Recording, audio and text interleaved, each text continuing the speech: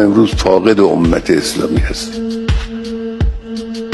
کشورهای اسلامی زیادند، نزدیک 2 میلیارد مسلمان در دنیا زندگی میکنند،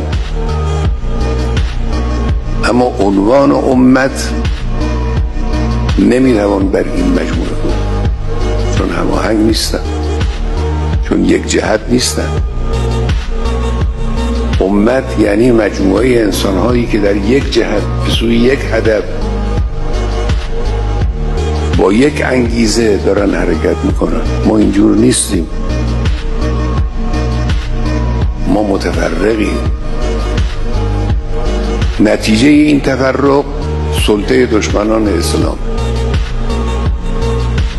نتیجه این تفرق این است که فلان کشور اسلامی احساس میکنه اگر بخواد خودش رو نگه داره باید تکیه کنه با آمریکا. اگه متفرق نبودیم این نیاز احساس نمیشد.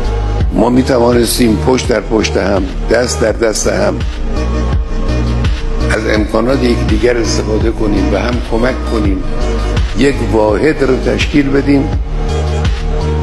این واحد از همه قدرت‌های امروز دنیا میتوانست قوی‌تر باشه.